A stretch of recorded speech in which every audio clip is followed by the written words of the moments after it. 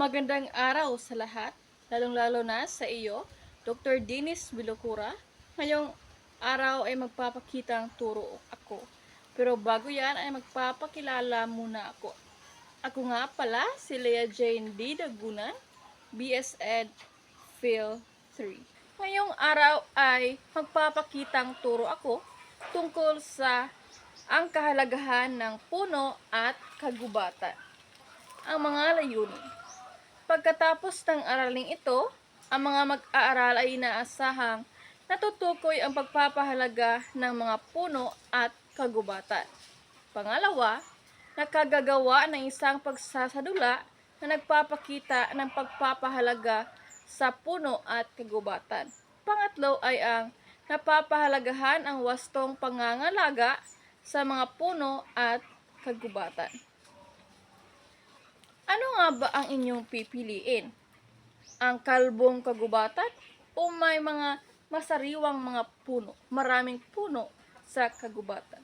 Sige, magaling. Ang pipiliin mo ay may maraming puno sa kagubatan. Ngayon, ano nga ba ang positibong epekto kapag maraming mga puno? O, di ba? May mga sariwang hangin. Ang mga tao may magagamit na mga kahoy para sa kanilang bahay o di kaya'y bahay ng mga hayop. Magaling. Ligtas tayo sa baha o landslide. May sariwang hangin kang malalanghap sa pang-araw-araw. O di kaya'y kung mainit, mayroon kang masisilungan. At saka, may maraming mga mahalagang dulot kung may maraming may maraming mga puno. Magkatutulong rin ito kapag magtayo ka ng bahay, mga gusali, di ba? Kung magtayo ka ng gusali, kailangan din ng kahoy. Mayroon din itong mga negatibong epekto kapag walang mga kahoy o may mga kalbong kagubatan. Diba? May mga epekto na posibleng baha o landslide. Diba? Ang kahoy ay siyang magpoprotekta sa lupa na hindi mag-landslide. Hindi ka makalanghap ng sariwang hangin kung walang walang mga kahoy. Kaya napaka-importante ng kahoy. Kagaya nito, ito ay isang puno na mapakain sa baboy. Hindi lang ito puno lang na design, pwede rin ito magagamit sa mga baboy na maipapakain o kaya pang snacks nila. O di ba? Hindi ka na magastuhan pa ng pagbili ng feeds. Meron ka ng pang snacks. Ito ay tinatawag na Madre de Agua.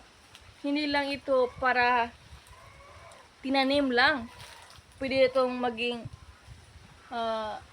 kung mainit, pwede ditong magtambay ka dito para makalanghap ka ng sariwang hangin. Mayroon din mga epekto kapag walang mga kahoy. Ito ay napakainit. Imagine mo, ang iyong bahay ay walang kahoy, di ba? Napakainit. Kaya lagyan mo ng kahoy para mayroon kang malanghap na preskong hangin. Kaya, dapat nating pahahalagahan ang puno at kagubatan. Hindi dapat nating i-minimize ang pagputol ng mga kahoy. Pwede ka magputol ng kahoy, pero dapat palitan mo. Palitan mo ang pinutol mo ng mga kahoy para ito ay merong kapalit sa inyong pinutol. Dahil ito ay napaka-importante sa pang-araw-araw na pamumuhay ang kahoy. Dahil imagine mo sa desert, 'di ba? Napakainit dahil wala itong kahoy. Kaya ang kahoy ay dapat nating pangangalagaan at halagahan dahil ito ay may malaking importansya sa ating pang-araw-araw na pamumuhay. Isa na rito ay ang kagaya ng sinabi ko na ito ay nagbibigay ng preskong hangin. Ito ay isa sa kahalagahan ng puno.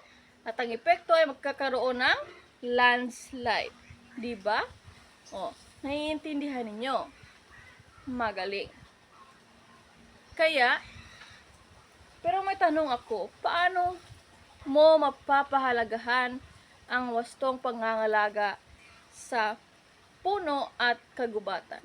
Sige, Melon, magaling.